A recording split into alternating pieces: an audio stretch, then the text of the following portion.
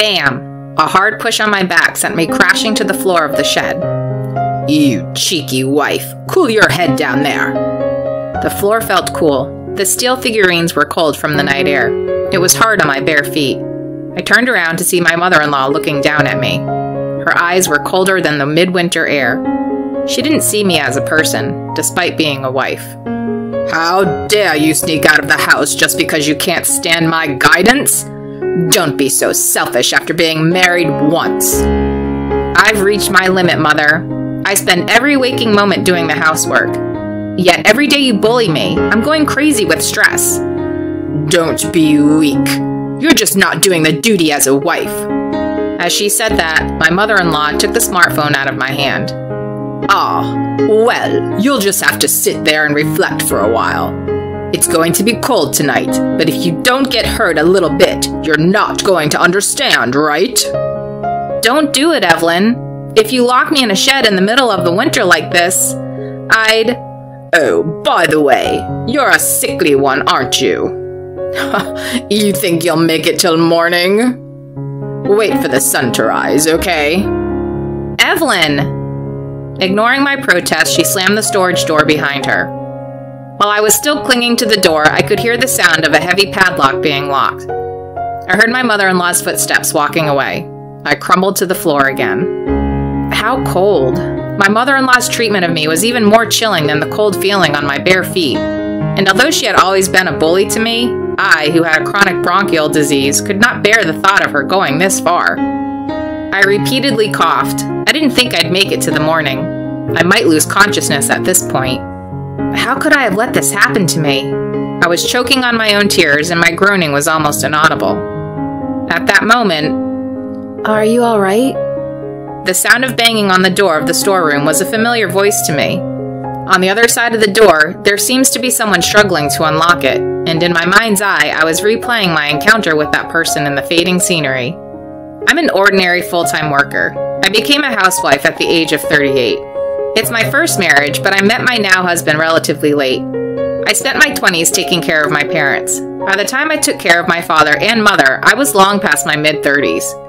I was working as a clerical worker for a small printing company, and I was managing to make ends meet. I felt like a weight had finally been lifted off my shoulders, but all that I, a person in her 30s, had left was time alone without my family. How empty. In the midst of my daily depression, Joshua, the man who would become my husband, approached me. Would you like to have dinner with me? He was a salesman for one of my clients, so he was in and out of my office frequently. Apparently, that's where he first met me. He was 36 years old at the time. He said he wasn't as strong as he was when he was younger, but from my point of view, I found him to be a very energetic and attractive man, especially since I had a chronic disease of the trachea and I was not a very active person. Maybe that's why my husband seemed more energetic to me. After 6 months of dating, we decided to make it official. When my husband proposed to me, saying, "It's time for me to get serious about my life," I said yes without hesitation. I think things were going well right from the start. He was kind to me. He allowed me to be a stay-at-home housewife because of my chronic illness. I'm fine as long as I get to drink the soup you make. My husband was not a very particular person. Except for his work, he had no hobbies or interests that would keep him out of the house. After we married, he got a promotion. He was disappointed that he had to travel a lot and work overtime. In our smooth-sailing marriage, there was only one problem: my mother-in-law. After our marriage, we moved in with my husband's parent. My husband's father passed away early in his life. He thought he could not leave his mother living alone. I was not opposed to moving in with my mother-in-law, and I wanted to be close to her because she had already lost her parents. I thought it would be good if the three of us could get along well with each other. That's what I thought.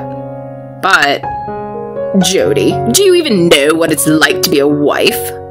During the daytime, when my husband was at work, my mother-in-law said that coldly to me after I finished cleaning the living room. To be a wife? That's right. If you had such a mindset, you would not have done such a messy way of cleaning. I'm doing the best I can, though. It doesn't matter what you think. You're not related to me. Do you think you have that right? As a servant of this house, you are obligated to work like a cart horse. My mother-in-law was very harsh with me in this manner. She's a woman who usually gives an impression of meekness. At our pre-marriage meeting, she was just smiling at me, but when I entered the family, her attitude toward me was a little too much. It's no surprise that she puts all the housework on me, and if she doesn't like the food, she makes me cook it over, again and again. She makes me clean the same places over and over again, day after day. Especially bad was running errands by going to the Hanas. Whenever my mother-in-law didn't like something in the Hana hood, she would immediately send me to complain about it. "Oh, the Hana's baby is being so noisy today. How long are they going to let him cry at night? You go and warn them, Jody." But mother, the couple next door is still young, and the wife seems to be having a hard time raising their child. "We don't care about that. Are you saying that just because they are young, they are allowed to do whatever they want? Just go and shut the baby up. If I have to listen to that baby's noisy cries any longer, I'll lose my mind." Yes. Reluctantly, I had no choice but to visit my Hana's house. I pressed the intercom. A tired-looking woman answered the door. She was carrying a squirming baby on her chest. "I'm sorry. It's about the baby's cries, right?" Before I could say anything else, the woman bowed her head apologetically. I couldn't even say no. I had no choice but to listen to her. "I'm trying to be careful, but this baby, when he gets anxious, he can't stop crying." It's okay. I'm not here to complain. It seems it's tough for you to take care of him by yourself. I know how hard it is to be on your own." "Have you raised children before?" "No, I took care of my parents. I had no siblings, so I took care of them all by myself." "That must have been really hard on you." "So, I know how hard it is for you. You're lonely, right? You think you can't count on anyone, right? Especially when you're home alone?" My husband is too busy with work right now." As I said this, the woman burst into tears. I was surprised, but in the next moment, I involuntarily held up my hand. I touched the woman who looked like she was about to collapse, and said in the gentlest voice possible, "It's okay. This won't go on forever. Since he's a baby, it's just for now. I'm here to help you when you need it. As a neighbor. Don't hesitate to ask." "Okay, thank you," she replied with a shrug. Finally, the woman seemed to calm down.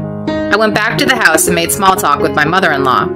I couldn't say I felt sorry for the woman next door, so I explained to her that I had warned her as I was told. If I am sent to complain again in the future, I'll just help my neighbor out. In fact, many times after that, I became closer and closer to the woman next door and her baby. As a result, the baby cried less and less. However, my mother-in-law's harassment of me did not change. No, it got worse day by day. My husband's work got busier by the day, and she took advantage of his absence. My mother-in-law began to treat me like a servant. I was a slave to her demands 24 hours a day, 7 days a week. Due to the irregularity of her demands, I could not sleep well. Finally, I couldn't take it anymore. I decided to leave my mother-in-law's house. If I continued to stay in this house, I was going to lose my mind. In fact, my trachea was in bad shape. I wanted to get away from my mother-in-law as soon as possible, if not forever. At least until I felt better. I need to take shelter somewhere. When my husband left for a long business trip, I started to prepare for a night escape. On the day of my escape, I saw him off on his business trip. I went about my business as usual. I did what my mother-in-law ordered me to do. As much as possible, I tried to move as usual so that my mother-in-law would not notice. But I think my mother-in-law somehow noticed somewhere. Just as I was about to take my belongings out of the house, my mother-in-law stormed into my room. She had a wry smile on her face.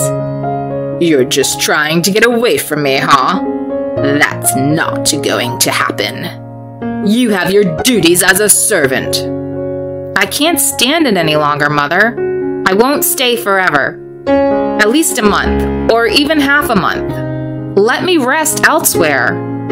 "Don't say such a silly thing." "You didn't tell Joshua that, did you?" "I don't want him to be bothered with me. It's an important time for him at work, too." I hadn't discussed a single thing with my husband about this. As I said, one reason is that I don't want to bother my husband, but the other reason is that I wanted to let him know about my disappearance. While I was being harassed by my mother-in-law, he didn't notice a single thing about my distress. I tried my best to hide some of it from him. But still, as a married couple, I wanted him to be aware that his wife was in danger. If I had to run away in the night, my husband would understand that I was not in a normal state. So today's escape was completely my own decision. I knew you were a bad wife, but I didn't expect you to be this bad. Are you going to run away from this house and live with another man? How dare you? No, that's not it. I just couldn't stand your bullying. Don't talk like that. What bullying? I'm just educating you as a mother-in-law. That's why you're a parentless daughter. I can't believe you brought up my parents. I can't stand it. No matter what you say, I will leave this house. For now, I tried to take whatever I can to get my hands on, pushed my mother-in-law out of my way, and ran out of the room. But the moment I tried to push her away, I felt a pain in my chest. I felt as if I was choking. I almost collapsed on the spot. I knew my chronic illness was getting worse. But just as I thought that, my mother-in-law grabbed me by the arm and dragged me out of the room. What? I was startled. I found myself in the garden. The night air tingled on my skin. She pushed me off the porch. I wasn't even allowed to put on my shoes. Come here. I was forcibly led away. She took me to a shed in the yard and shoved me straight into the shed. The shed, which was usually full of tools for tinkering in the garden, was filled with an earthly smell. You'll have to reflect in here for a while. In here? You disobeyed me, didn't you? A servant has to know her place. Fortunately, Joshua is going on a business trip and won't be home for a while. I don't have to worry about anyone looking in on me. You can stay here for a few days and cool off. Wait a minute, I'm sick. I'm sure your body will respond well to the cold weather these days. It's a nice feeling. And with that, my mother-in-law closed the far door of the storage room with great force. While I hung on the door, I heard the sound of a heavy lock slamming shut with a clank. My mother-in-law really wants to lock me in here. Evelyn! Evelyn! I repeatedly banged on the door and yelled, but soon my chest began to ache. It was hard to breathe. It was cold. In addition, the earthly smell of the shed hurt my throat. If I don't do something, I'm really going to collapse here. If I lose consciousness, I'm finished. I'm so cold and dusty. I would never wake up again. Help me. I managed to squeeze that out. I slammed my hand against the door with all my might, but my energy would soon run out. I'm truly helpless. If I obeyed my mother-in-law, I would never live. Are you all right?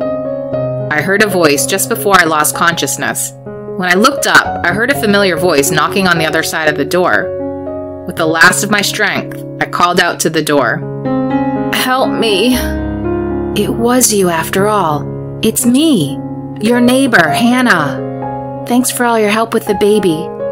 The woman was the young mom next door. My mother-in-law had said so noisy crying at night and made me go to the neighbor's house to complain to her. But actually, I had already helped her to take care of her child many times under the pretext of going there to warn her. Now my husband lives with us. I was worried about you. But why did you... There was a lot of noise outside. My husband and I were checking out what's going on. Then we saw you being shoved in the shed. We were so surprised. The shed was locked, though. I'll see if I can get it open, but this padlock is very strong. It seems that Hannah's husband was pulling the lock with all his might. But that didn't help with the metal lock. He said he would get some pliers and left a bit. And that's when all hell started to break loose. Although he brought the pliers, it was still no match for the padlock. The couple even brought out a hammer and saw. Even so, they didn't leave it to chance. The noise seemed to attract people from the neighborhood one after another. Finally, someone seemed to have called the police, and even the sound of the police sirens could be heard. Finally, my mother-in-law noticed the commotion in the yard and came back. There she met the police officer who had arrived at the scene. My mother-in-law was making some sort of lame excuse. Finally, the policeman said, "Bring me the key to the padlock." She then rushed back to get the key. I was released from the storeroom about 30 minutes after I was locked in. After a long night, I was in a daze and was carried straight to the hospital. By the next day, I was conscious, but the condition of my trachea was still unpredictable. So I was to stay in the hospital for a week for rest and recuperation. As for my mother-in-law, she was taken away by the police officer who came to the scene. She was taken to the police station for further questioning, where she was scolded extensively. I didn't do anything! At first, my mother-in-law was refusing to tell the truth, but Hannah and Nick recorded the whole thing on their smartphone. and so all of my mother-in-law's deeds became clear. In the recording, you could clearly see my mother-in-law pushing me into a storage room and padlocking the door. I couldn't thank the couple enough for coming up with the idea to record it. It must have been a great crime, but when the police asked, "Do you want to report it?" I shook my head. I didn't want to make a big deal out of it. Above all, when my husband found out what had happened, he promised to remove my mother-in-law from the house. Oh, I'm sorry I didn't see it before. After visiting me in the hospital room, he got down on his knees and apologized. My husband's pale expression made me feel afraid of him. In my stubbornness, it was my fault for not discussing it with him. We agreed to communicate well as a couple from now on, and so the problem between us was settled. When my mother-in-law was evicted from the house, she had no choice but to move to a cramped apartment by herself. She has no friends to visit her there, and she is living on her late husband's pension. She contacted me several times to apologize. I firmly refused her apology. I gave her an ultimatum that if she contacts me again, I told her that I'd talk to the police. I don't want anything to do with her anymore. I have a good relationship with the couple who helped me. It seems that their child will be starting kindergarten soon. I'm going to pop in and give my noisy neighbor a gift to celebrate his having started kindergarten.